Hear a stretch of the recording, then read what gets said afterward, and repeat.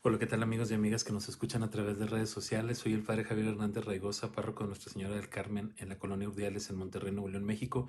Y el día de hoy, 23 de septiembre, vamos a meditar la palabra del Señor. Y el día de hoy tenemos esta lectura tomada de Proverbios que dice lo siguiente. Toda palabra de Dios es verdadera. El Señor es un escudo para cuantos en Él confía. No alteres para nada sus palabras, no sea que te reprenda y resultes mentiroso. Dos cosas te pido, Señor. Antes de morir, no me las niegues. Líbrame de la falsedad y de la mentira. No me des pobreza ni riqueza. Dame tan solo lo necesario para vivir. No sea que la abundancia me aparte de ti y me haga olvidarte. No sea que la pobreza me obligue a robar y me lleve a ofenderte. Palabra de Dios. Te alabamos, Señor. Al Salmo 118 respondemos, Condúceme, Señor, por tu camino. Apártame de los caminos falsos y dame la gracia de cumplir tu voluntad. Para mí valen más tus enseñanzas que miles de monedas de oro y de plata. Condúceme, Señor, por tu camino. Tu palabra, Señor, es eterna, más estable que el cielo. Aparto mi pie de toda senda mala para cumplir tus palabras. Condúceme, Señor, por tu camino. Medito tus decretos y odio el camino de la mentira. Detesto y aborrezco la mentira y amo tu voluntad. Condúceme, Señor, por tu camino. Y del Evangelio según San Lucas escuchamos. En aquel tiempo Jesús reunió a los 12 y les dio poder y autoridad para expulsar toda clase de demonios y para curar enfermedades. Luego los envió a predicar el reino de Dios y a curar a los enfermos. Y les dijo, no lleven nada por el camino, ni bastón, ni morral, ni comida, ni dinero, ni dos túnicas. Quédense en la casa donde se alojen hasta que se vayan de aquel sitio.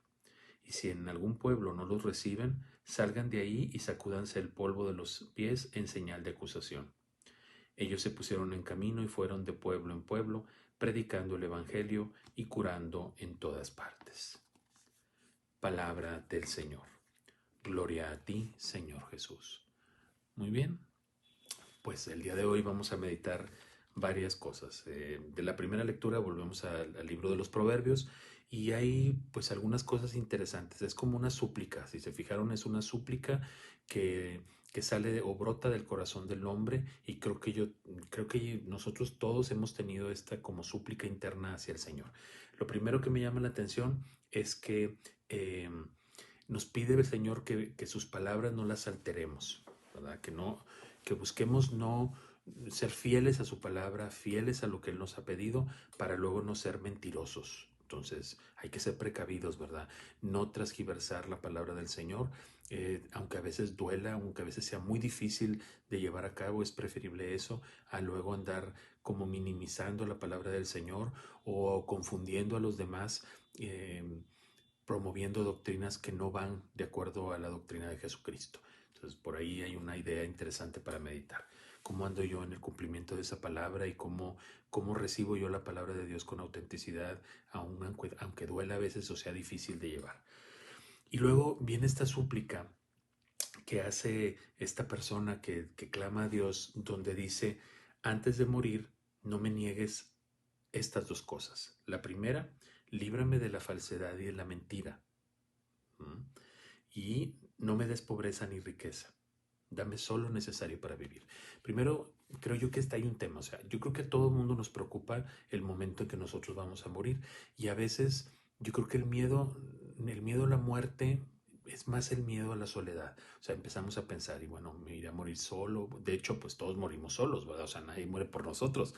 El único que murió por nosotros fue Cristo, pero que todos nos toca ir a ese momento solos, pero nos preocupa o nos duele el que estemos solos en ese momento. O sea, nos gustaría estar acompañados de las personas a las que amamos. Y creo yo que también es una súplica válida para nosotros como seres humanos, pues eso, porque como venimos a este mundo y estamos llamados a la comunidad, pues quisiéramos irnos en comunidad.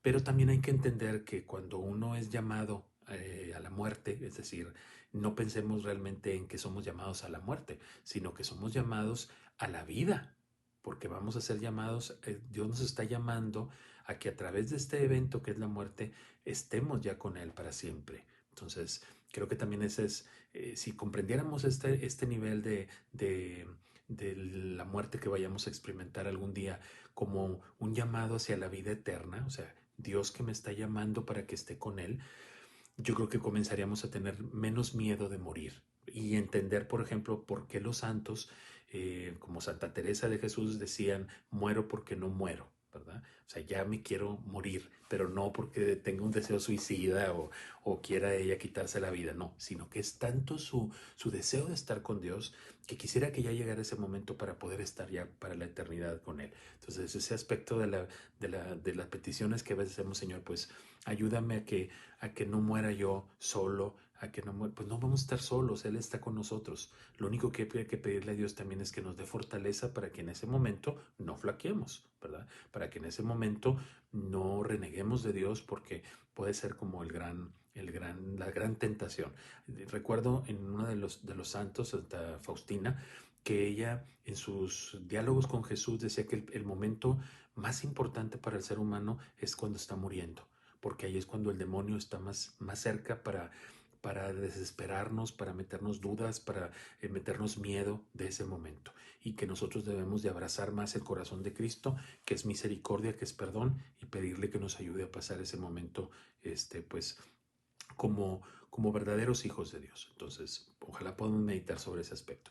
Y luego, pues, fíjense cómo pide una cosa que es interesante: no me des pobreza ni riqueza, porque si soy demasiado rico, me voy a alejar de ti, o sea, no me voy a preocupar ya de ti, pero también si soy demasiado pobre, pues a lo mejor voy a llegar a robar y a ofenderte. Entonces, qué interesante está este tema de decir, bueno, Señor, no me des pobreza ni riqueza, o sea, dame solamente lo necesario para vivir. Y ese tiene que ser nuestro clamor: Señor, ayúdame, dame el pan nuestro de cada día, ¿verdad? Que por supuesto que obvio tenemos que trabajar y podemos tratar de buscar o tener lo mejor que podamos, porque estamos llamados a esta vida a tener cosas y vivir la vida pues felices, ¿verdad? Y tener una casa, tener un buen empleo, un carro, posesiones, o sea, está bien, pero que esas posesiones, esas cosas que tenemos no nos impidan llegar a Dios, que eso es lo más importante. Estamos llamados a ser felices. Y entonces por ahí dejar esta meditación de decir, bueno, vamos a pensar qué le quisiéramos, cuáles son mis ruegos con el Señor, ¿verdad? ¿Qué me gustaría pedirle a Dios en mi vida, ¿verdad? Y yo creo que estas dos peticiones que el hombre del proverbio dice, ¿verdad? El escritor, pues nos pueden servir para meditar. Y luego en el Evangelio, pues vemos esta llamada de Jesús a sus discípulos, a estos apóstoles, para que aprendan a confiar en Él y que entiendan que ellos han sido llamados a anunciar el Evangelio, a predicar la buena nueva, a predicar la misericordia del Señor. ¿Y cómo podríamos aplicar eso en nuestra vida? Pues yo creo que desde la vocación en la cual hemos sido llamados. Es decir, si yo he sido llamado a la vida religiosa, pues desde esa óptica, desde esta vocación, tengo que predicar el Evangelio, ¿sí? Y tengo que predicar también la misericordia de Dios, el perdón, etcétera. Y si yo soy un padre, una madre de familia, desde esa realidad voy a predicar el Evangelio, voy a predicar la misericordia, el perdón, que mis hijos aprendan a ser misericordiosos, que aprendan a compartir, a ver las necesidades de los demás, a consolar a las personas que sufren. Esa es nuestra misión: consolar y anunciar el Evangelio. Y no nos preocupemos por lo que vamos a comer o vamos a tener en la vida. El Señor se ocupará de eso. Por eso le dice, no lleven dinero, no lleven nada. O sea, ustedes van a poder salir adelante con la acción del Espíritu Santo. Por supuesto que entendemos que pues hay que trabajar, hay que tener en la vida un trabajo, porque si no, pues no, ¿verdad? No me refiero bueno, vamos a predicar y entonces ya no trabajamos, no, al contrario, hay que trabajar, hay que esforzarnos, etcétera, pero sin dejar de contemplar a los demás, ¿verdad? Que yo creo que si se fijan, en estos días hemos ido hablando de la importancia de sentirnos pertenecientes a la iglesia, de sentirnos todos hermanos y de estar abiertos a las necesidades de los demás. Te pido que medites sobre estos aspectos y que le pidas a Dios que te ayude pues a percibir realmente lo que tú necesitas para vivir, que te dé lo que tú necesitas y que te ayude a ser mejor persona. Hoy celebramos a San Pío de Pietrelcina y yo creo que mejor ejemplo no podemos tener, que él se dedicó en cuerpo y alma a demostrar a los demás la misericordia de Dios a través de la confesión, a través de la caridad, aunque tenía, si ustedes han leído la vida de San Pío de Pietrelcina, pues era muy exigente y se enojaba mucho cuando la gente no entendía por qué tenía que dejar de pecar, etcétera, y los regañaba y todo, pero al final en el fondo era una persona tan misericordiosa que transmitía ese amor, ¿verdad? Al momento de celebrar la Eucaristía, al momento de ayudar a los demás, de vivir la caridad, etcétera, ¿verdad? Pero eso no tenía nada que ver con que les pidiera a ellos que fueran más exigentes con su vida espiritual. Entonces, hoy también podemos pedirle a San Pío de Pietrelcina que nos ayude a ser pues conscientes de nuestra misión, a ser exigentes con nosotros mismos en ese plano de exigirnos siempre la santidad de vida y tratar de ser mejores cada día, que lo demás el Señor nos va a ayudar. Que tengas un excelente día, cuídate mucho, ánimo, chao.